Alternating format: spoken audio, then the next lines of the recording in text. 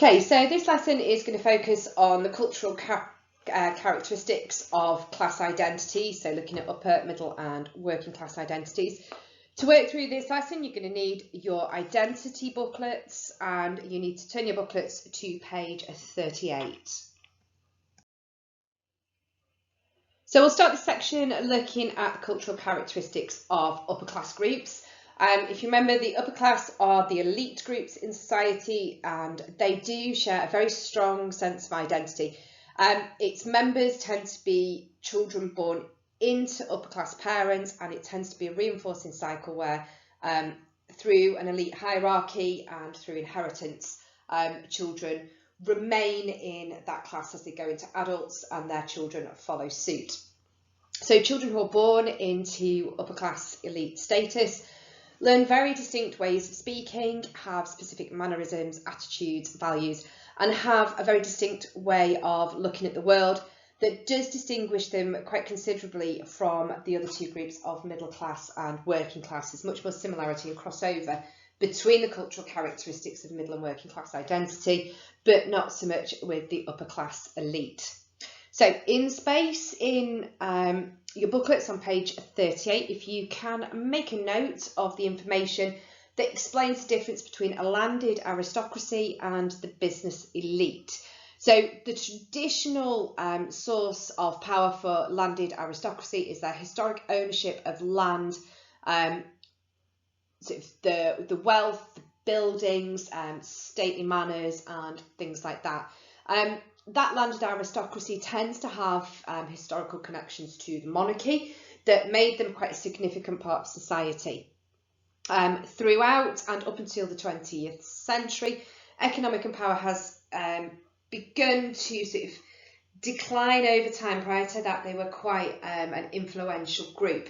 But actually, in terms of power in sort of modern society, following up the landed aristocracy are the business elite group. Now, this group is characterised by ownership of very significant national, international and global companies and corporations. So things like Amazon, Netflix, Tesla, Microsoft, Apple and so on.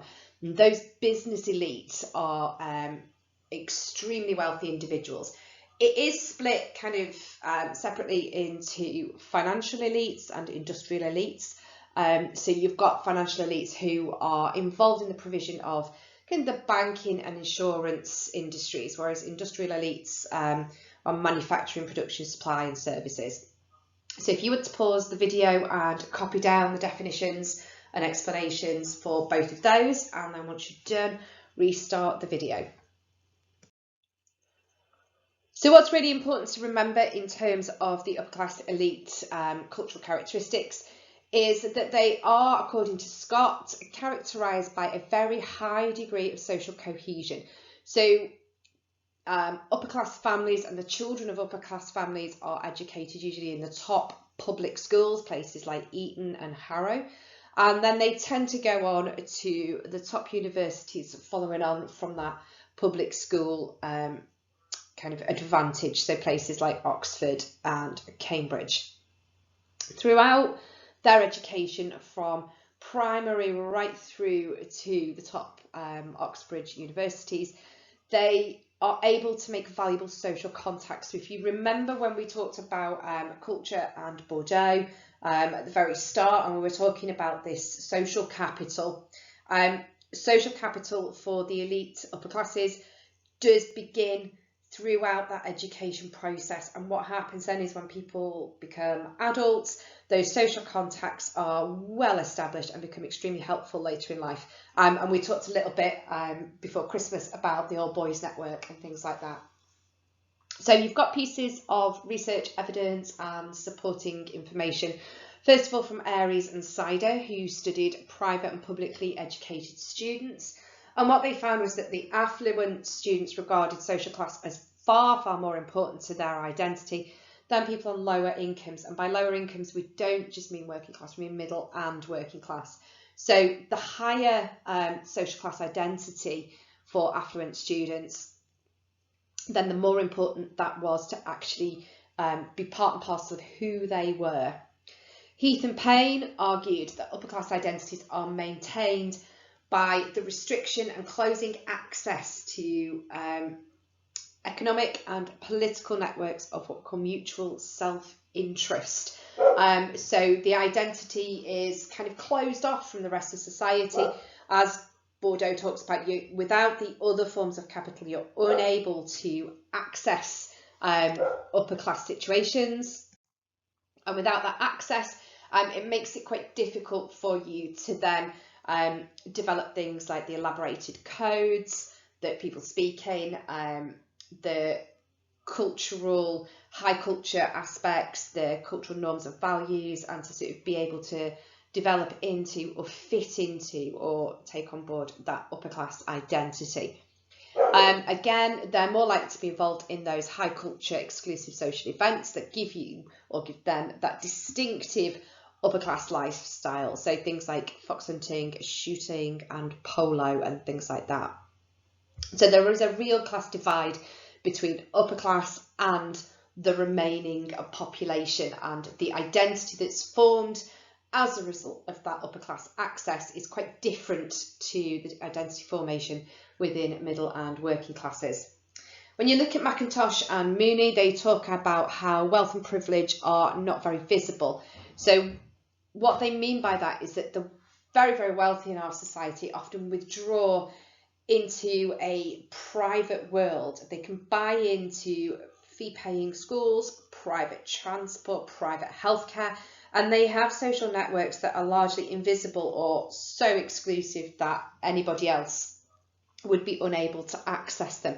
So that identity formation, that sort of social identity within the group of upper class and elite individuals becomes self-perpetuating, it becomes self-reinforcing. They're not exposed to other forms of culture, and equally those of us with a lower income in middle and working classes are not exposed to being able to access the same privileges that help form upper class identity.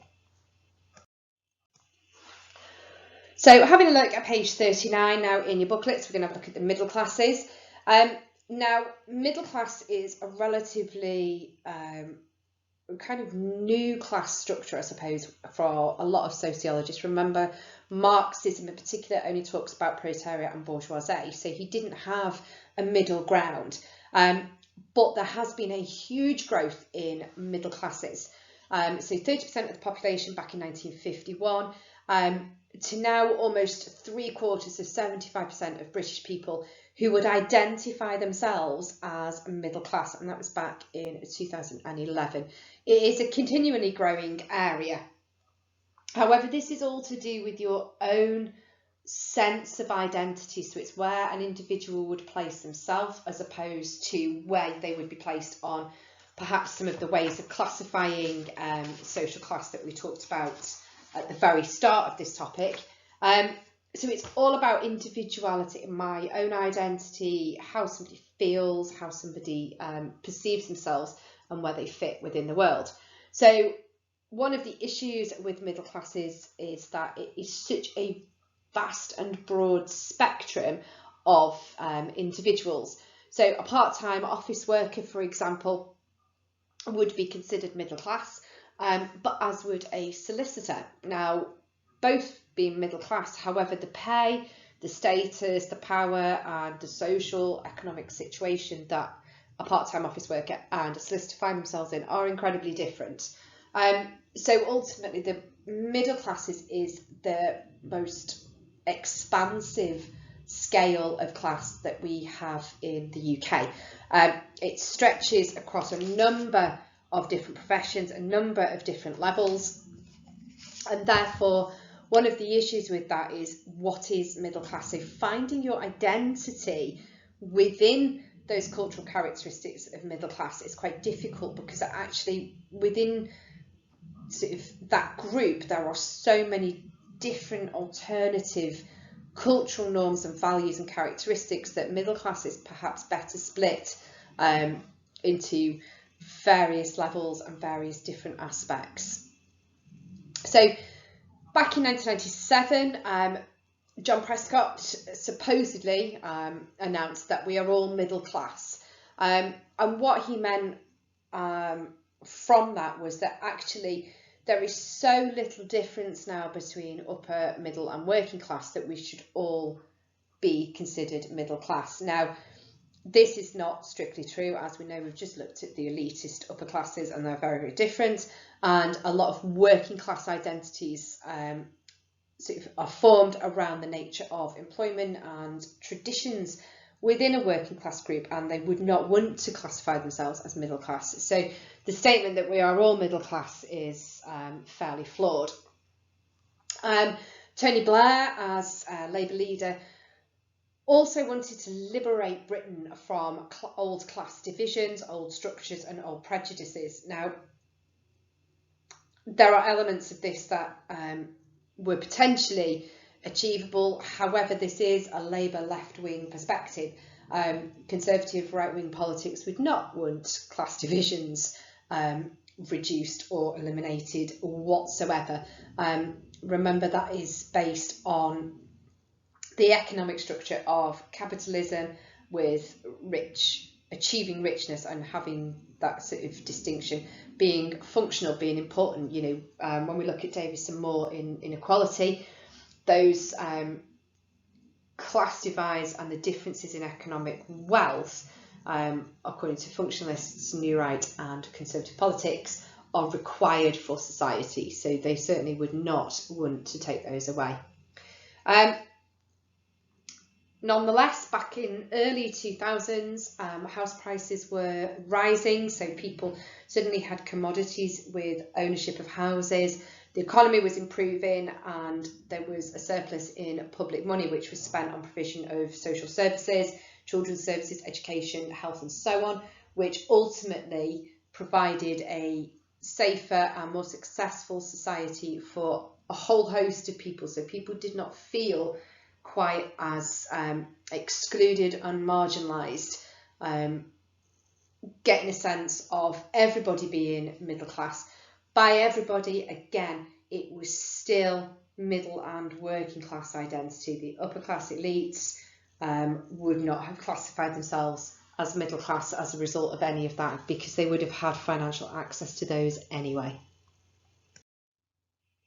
So putting this concept of levelling up or equalising middle and working class individuals, it's somewhat fallen by the wayside. The banking crisis, recession in Britain from 2010 onwards, wages are not increasing, a lot of part-time work, 0 hours contracts. It seems much more less plausible that the middle and working classes are going to merge, and therefore identities will still remain separate. This has been compounded as well by the impact of unemployment and the sort of other social issues that have arisen from COVID and the lockdown pandemics. So Savage looked at a sample of British individuals and found that there was pretty much no one who thought we lived in a classless society. Roberts talks about how present-day middle classes are distinguished by lifestyle variations amongst themselves. So when he's looking at middle classes, he's talking about the fact that actually we do still need to look at that separately and break it down into multiple identities within the middle class structure. Lifestyle variations, again, if you go back to the office worker versus the solicitor, you know, somebody who is highly educated, poorly educated, they may still earn the same amount of money and put themselves into sort of the middle class bracket, but they will have very different lifestyles. And Fox talks about this in a little bit more detail and refers to what we call the upper middle, middle, middle and lower middle. And he highlights the differences within them. So, for example, public sector professionals such as teachers and nurses, private sector professionals such as lawyers and bankers. There's a massive difference between income, status, wealth and lifestyle. So therefore, you may find that you have your upper middles, which are your private sector, lawyers, bankers, and so on.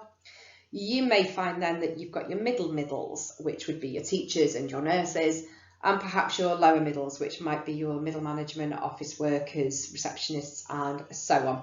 And because of that, everyone who is middle class is highly unlikely to have a common, fixed sense of identity.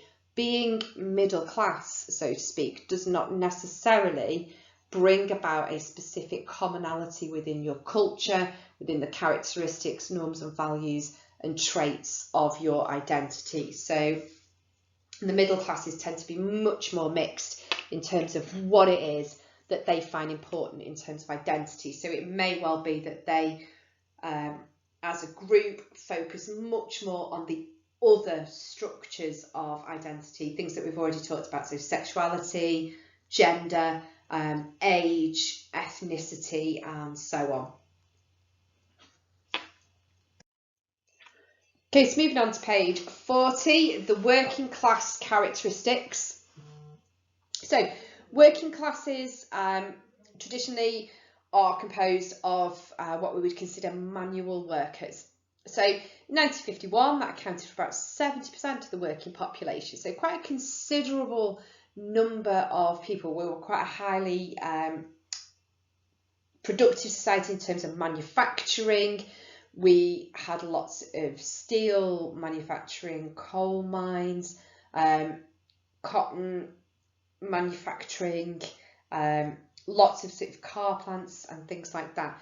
The working class population has steadily shrunk over the years, and now it's about 25%. So the sort of balance of middle class and working class has sort of flipped over, with working classes being the smaller percentage of society. However, in a similar way to middle class, working class groups contain a range of very, very different occupations, and these differ quite considerably in pay, status and power. So page 40, if you can make note of the description for traditional working class and new working class. Once you've written that down, unpause the video and we'll go through those.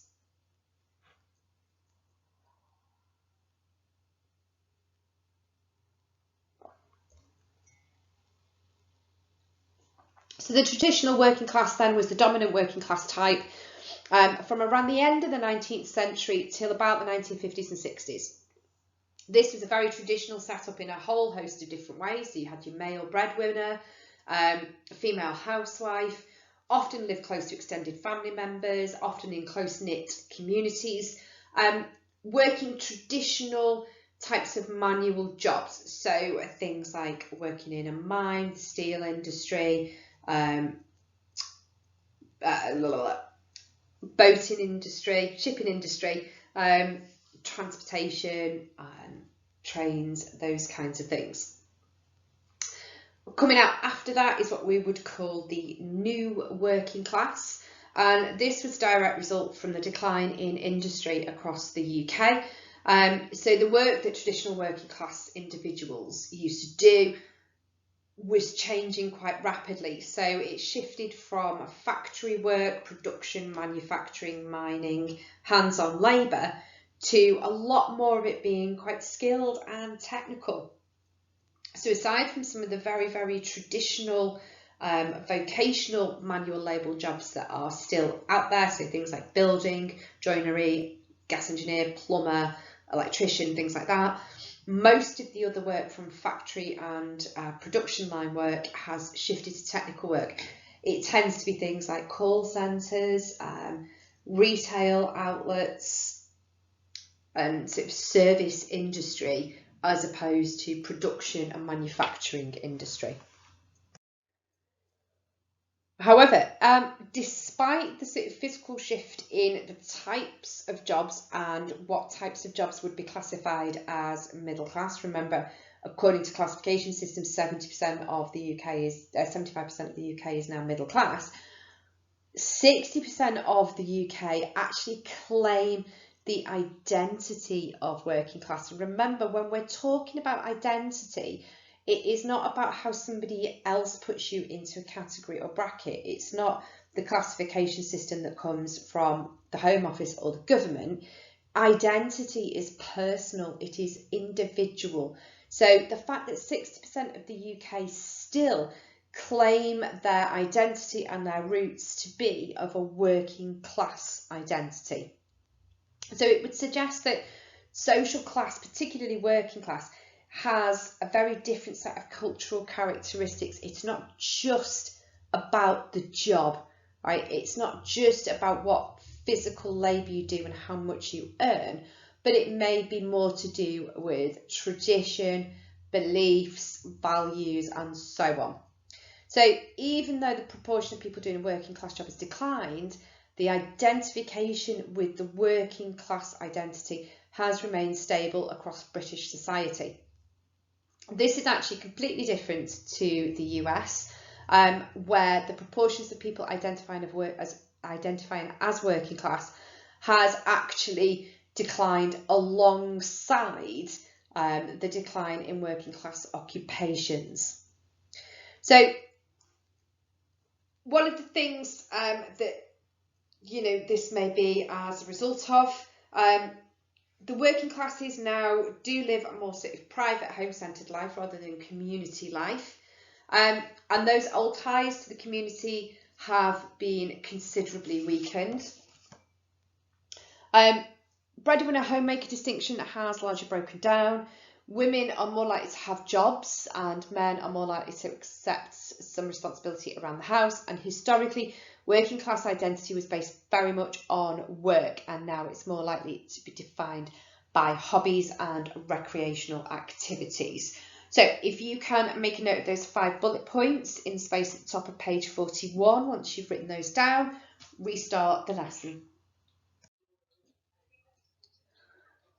Okay, so one of the big debates around cultural characteristics of socio-economic class, and therefore the identity formation that stems from those class positions, is the debate about the fact that class identities may well be in decline, and whether or not social class actually is part and parcel of anybody's identity anymore. Do people really sort of identify themselves within a class, or did they sort of lend towards very specific other identities as a priority? So like we said, sexuality, gender, age, and so on.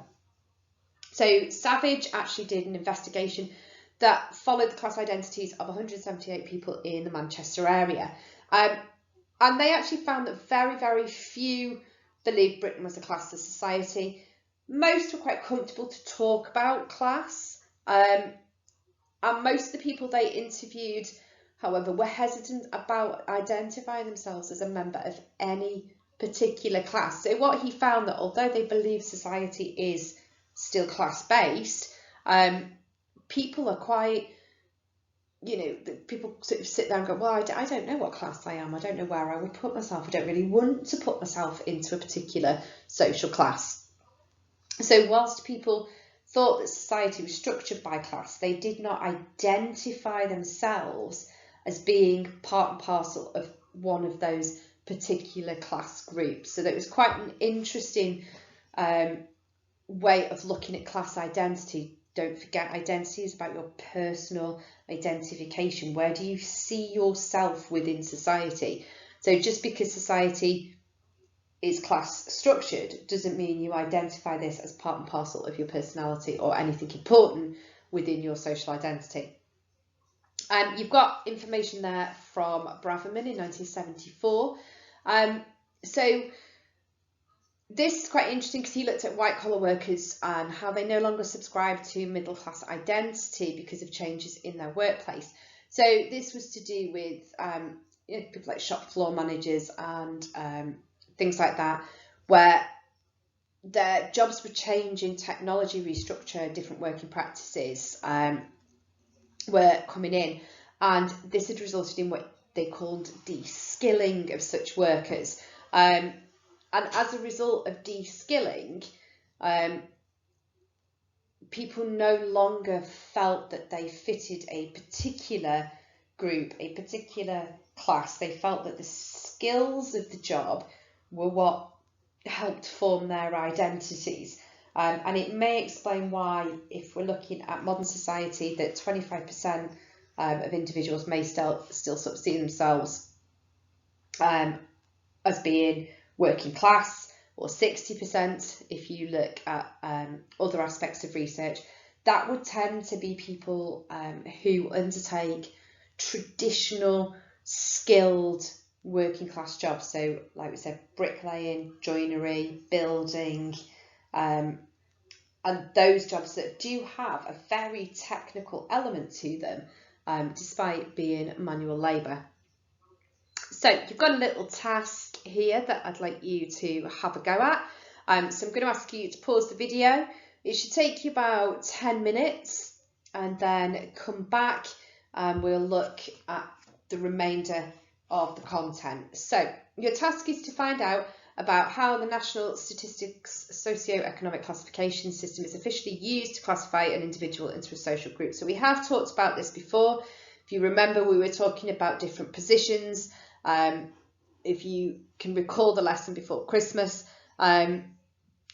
as a teacher, I would officially be put into class 2, which is quite interesting. Yet electricians and plumbers, as we talked about, they would go into class 5. And again, quite interesting because they are more likely to earn way more than I am. So again, have a look at that, recap on that. Have a think about what Braverman says in 1974. Can you apply that to the NSSEC? So does the class from there, which is obviously based on occupation as opposed to income, do you think that's right? Do you think it should be occupation? Do you think it's about skills, which is where Braverman, if you remember, talked about identity coming from, not from the money, but from their skills that were involved, helping inform class identity? Or do you think that class identity is, in fact, actually to do with wealth and power? So pause the video, have a think about that, make some notes in the box on page 42. Once you're done, restart the rest of the lesson. Okay, so debating this decline in class identity, again, Savage is talking about how class identities today in the UK are generally fairly weak. Old class divisions seem to be breaking down. Again, this is predominantly middle class, working class breaking down class divisions, not so much the landed aristocracy, business elite, top end, upper classes.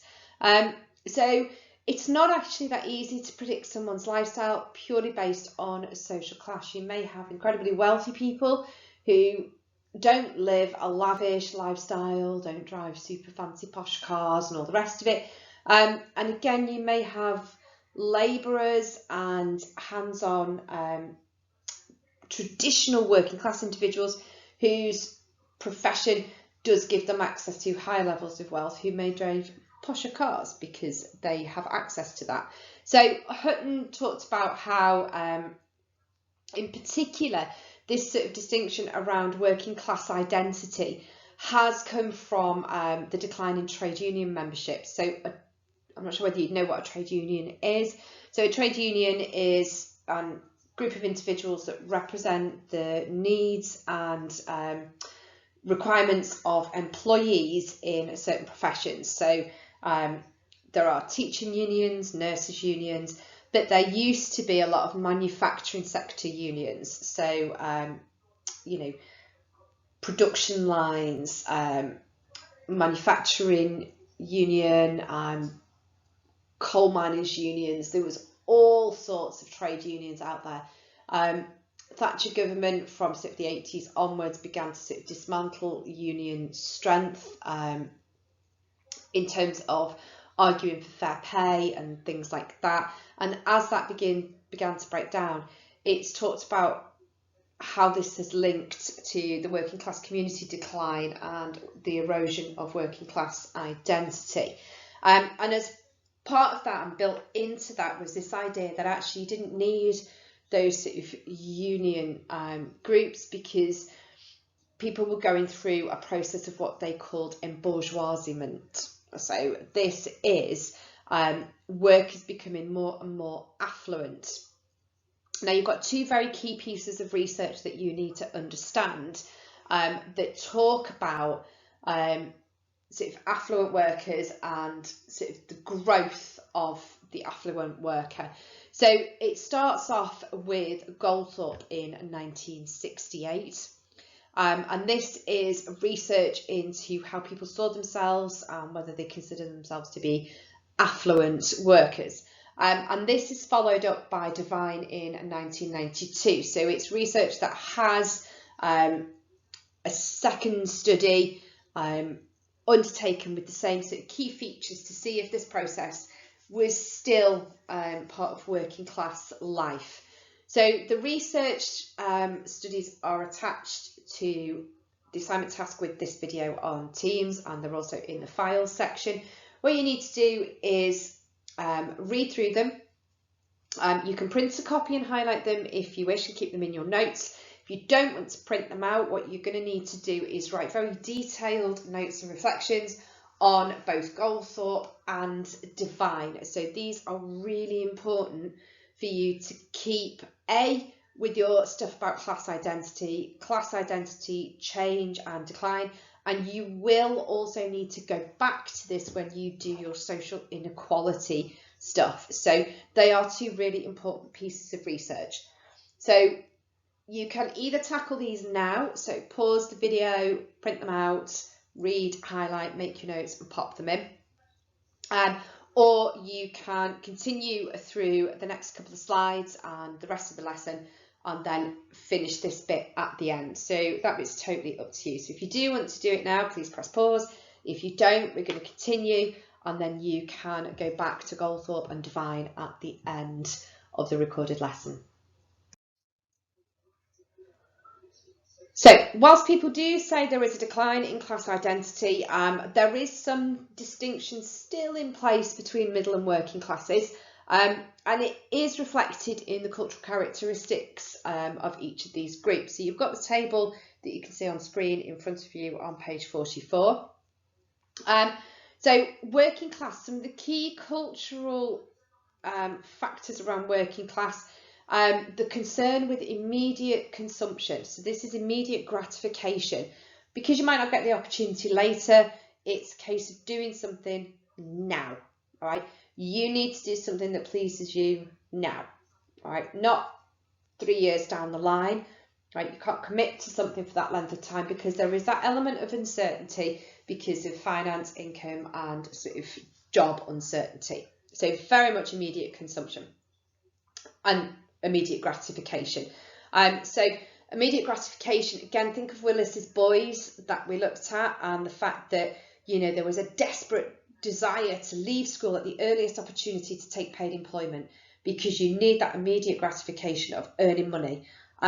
Whereas in actual fact, if you have deferred gratification, you're likely to earn more money having gone through school, college and university. And again, those cultural consumptions, so pop music, football, television, takeaways, for example. The middle classes have very different cultural orientations, so future orientation instead of immediate consumption.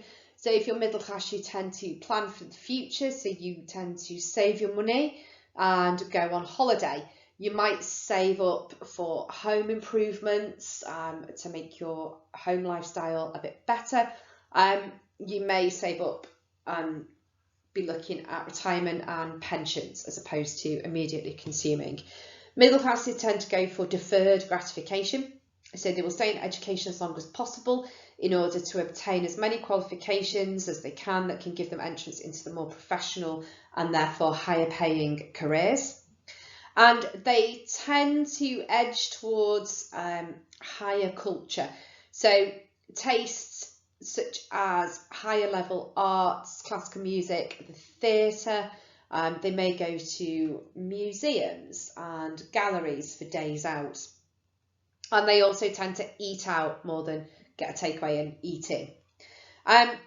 So some sociologists do argue that class is no longer a main factor in creating identity, but there is that sort of debate and ongoing issue that class actually really does still influence people's identity, regardless of it perhaps not being the strongest influence anymore, but the differences, particularly between the three classes, does still seem to sort of influence a person in terms of who they are, what they want, and who they become. So linking some of these debates to different theoretical perspectives, you've got postmodernism in there that talks about fragmented class identity. So class identity is broken into numerous separate components. So things like employment skills, wealth and income, consumer culture, the status that you may get from global culture and things like that. So all of those changes, particularly through globalisation, have changed the nature of all sorts of class identities. Mikulski and Waters talk about a shift from production to consumption. So people no longer produce stuff. Traditionally, working classes who were skilled manual labourers, joiners, builders and so on, were more likely to actually produce their own stuff. So they might have built their own kitchen, extended their own house, but even now those individuals in working class situations are more likely to pay and consume goods as opposed to produce artifacts within their culture. Offey talks about how in today's society, very few individuals share a common unifying experience, right? So quite often people would get a job and that would be their job for life. Now we tend not to have a full-time job that lasts forever. We don't stay in the same place, and the experiences generally don't build a culture of social class anymore because a lot of those jobs intermingle. Marshall's research, however, does indicate social class is still a very significant source of identity for quite a lot of people. It's not necessarily focused quite so much on skills or job or location or community, but a sense of belonging is still in there. And Bradley, her research is agreeing that sort of identity does come a bit from class, but it is not the strongest source of identity in modern Britain. In modern Britain, there are more important parts of your identity that become dominant. They become your master status as opposed to your social class. So things like age, disability, sexuality, gender seem more important in defining a person, taking their master status in comparison to social classes. Okay, so on page 45, if you can have a quick look at the case study. This is one of the issues with trying to form an identity from social class. So you've got the example here of Leslie and her background, what happened to her when she was 40 and then going through to the age of 60. And what I want you to have a think about is how her social class and her status have actually changed over time and whether she actually has any left. And as a result, have a think about whether your social class identity is something that is fixed, whether it changes, how it changes, and what it is that actually causes those changes to take place. So pause the video, read the case study and have a think about those 4 bullet point questions. Make some notes in the box on page 45. Okay, so that brings you to the end of looking at social class identity and not only the different types of social class identity, but the cultural characteristics and whether or not class identity is actually as important as it used to be.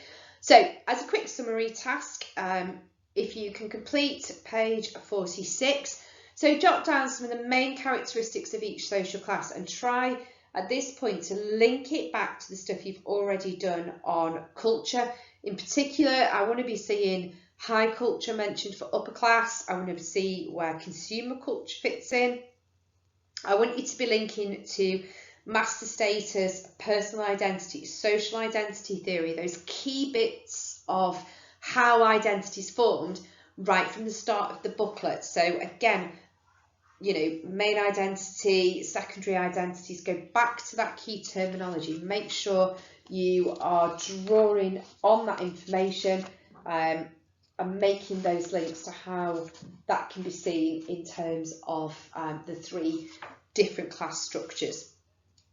Once you have finished that, it would be useful to do a little summary sheet. Have a look at the homework tasks that are up on Teams, and if you've not already done the research with Goldthorpe and Devine, then you will need to summarise that now. Any questions or queries, please post a message on Teams or drop me an email.